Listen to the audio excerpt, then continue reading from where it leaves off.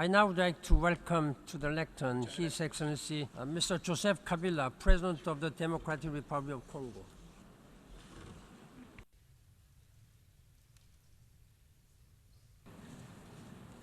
Monsieur le Président François Hollande, Monsieur le Secrétaire général des Nations Unies, poursuivant ce mot en ma qualité de Président de la République démocratique du Congo, je m'empresse de vous transmettre les salutations de filles et fils de ce beau et grand pays qui fonde beaucoup d'espoir en l'accord de Paris, dont mon pays s'engage à accélérer la ratification et partant l'entrée en vigueur.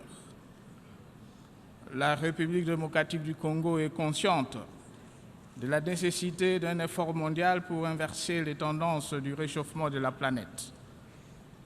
En témoignent des engagements ambitieux contenus dans sa contribution prévue, déterminée au niveau national de réduire ses émissions de gaz à effet de serre de 17% entre 2020 et 2030 par rapport au maintien du statu quo.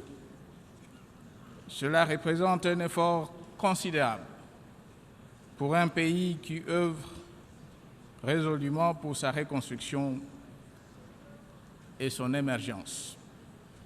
Par cet effort exceptionnel, qui, dans un partenariat renforcé, mobilise le gouvernement, la société civile et le secteur privé, la République démocratique du Congo entend démontrer sa volonté de soutenir l'effort mondial nécessaire pour maintenir le niveau de la hausse des températures globales en dessous d'1,5 degré Celsius d'ici la fin du siècle et garantir ainsi une vie meilleure aux générations futures.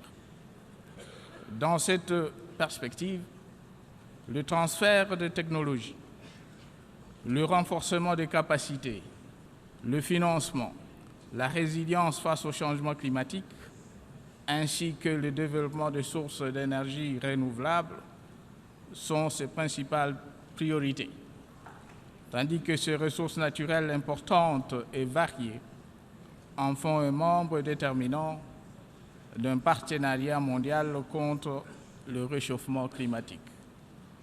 La République démocratique du Congo dispose d'un potentiel hydroélectrique estimé à plus de 100 000 MW, dont le développement est en mesure de subvenir non seulement à ses propres besoins, mais également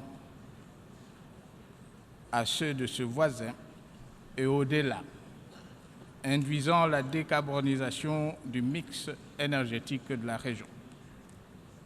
Il en est de même de ces immenses étendues forestières de plus de 150 millions d'hectares, qui sont une excellente opportunité pour la séquestration du carbone dans le cadre de la réduction des émissions résultant de la déforestation, de la dégradation de forêts.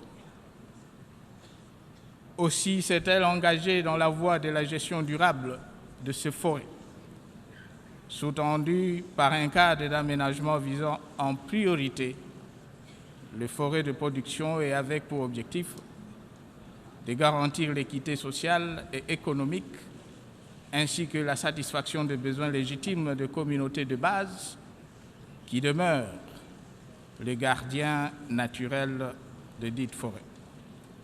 Monsieur le Président, Monsieur le Secrétaire général, face au risque de pression supplémentaire sur le système de production agricole, déjà fragile, l'insécurité alimentaire et le stress hydrique accru, notre devoir à tous est de surmonter l'égoïsme et privilégier une coopération agissante mutuellement avantageuse.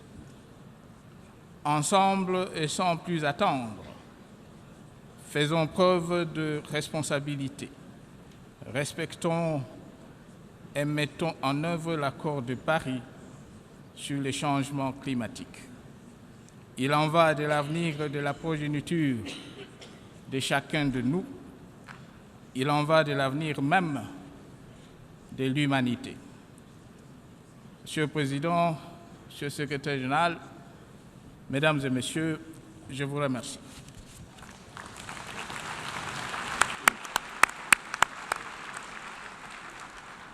I thank His Excellency President of TLC for his statement.